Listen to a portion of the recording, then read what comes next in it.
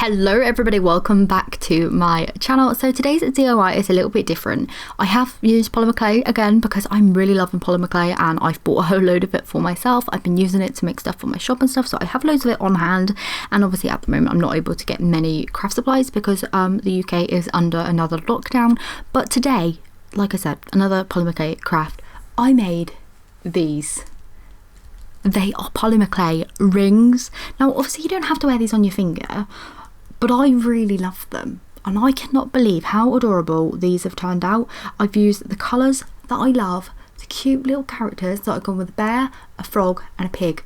I went with a frog because I keep seeing that cute frog on Instagram and just frogs everywhere still. I'm just loving it. And I based this off a keychain I made last year sometime. I made this little bear based off Rilakkuma, but kind of like a more muted version, as well as a little pink pig because I felt like I needed a pink character in there as well. And I think they just look so adorable together. They were super duper easy to make and I'm just loving them. And I wish that I could bring these characters to life with all my other characters, so I may go off on a drawing spree now after I finish this video because I feel like bringing these characters to life. And yeah, I just love them. So anyway, I'm just gonna get started straight on into the video on how I made these little polymer clay rings.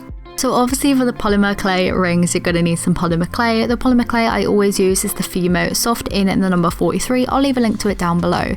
So what I did was I took a fondant rolling pin, rolled it out so it's all the same kind of thickness, and then I just cut strips using a pair of scissors. Once I had the strips out, I just wrapped them around my finger and kind of molded the ends together. As you can see here, I cut off any excess and then with my fingers just pinched it together, blending the two ends together so that they kind of wrapped around and just joined up. Once I was happy with the size, I took them off my finger, popped them onto a baking sheet and made sure that they were all nice and round and baked them in the oven for around about 15 minutes. Once they were out of the oven and cooled down, they basically then went like hula hoop crisps. You know what I mean, like when you could put those in your fingers.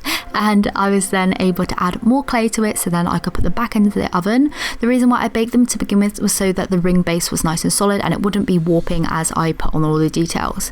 So for the first one I made the little frog. I made the eyes by cutting a small ball of polymer clay in half and adding those two bits to the top. To make the pig here, I just put the ears on, pinched them slightly, wrapped them round, and then added a small ball of polymer clay again to the front to make the nose. And I added in two little dots just to make the nose turn into more of like a pig snout. For the bear, I just did the pretty much exact same thing that I did for the frog by adding those two bits on top, and then I added a small kind of oval shape in the middle to make the bear's kind of nose muzzle bit. I then put them back in the oven for another 15 minutes, and then once they were cooled down and out of the oven, everything like that, again I was then able to paint them. So I used my usual technique of using blue tack and a ceramic tile to keep my pieces straight as I was painting them. I painted them all solid colours to begin with, and then I added on the details using dotting tools and small brushes, as well as a Posca paint pen to add on the details of the eyes.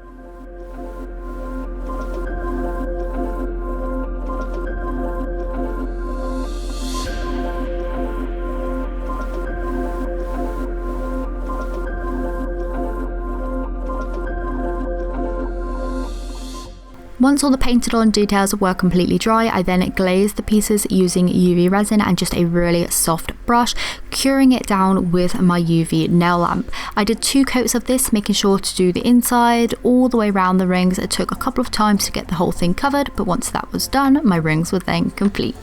So this is how all 3 of the rings have turned out. So I've obviously got the little pig, the cute frog, and then the little bear there. The bear is actually based on Rilakkuma, like I said, but this is what they look like. So here we go, try on the bear. Look at that. Now I know they're chunky, but I think that adds to the charm, to be honest. Like look, imagine me typing away on my computer, have a little editing, and I have a little bear on my finger. So cute. I think these look really cute as like decor pieces as well, like on one of those like ring holder thingies. I may make a ring holder.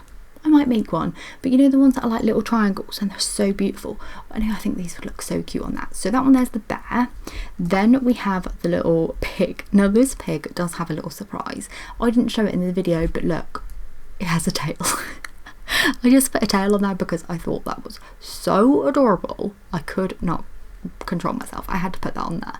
But look at that, it's so cute. Its little snout on there is adorable. And then the third one obviously being the frog. Love that. This one here is a real chunky boy, but oh, look at his little face, so cute. So yeah, that is the end of today's video. Let me know which one of these you liked the best. I mean, I love them all equal, to be honest. I cannot decide. So yeah, thanks so much for watching today, and I will see you tomorrow for another DIY as part of my daily DIY January. Day 13 today, day 14 tomorrow. We're going strong. Thanks so much for tuning in and sticking with me, and I will see you then. Bye.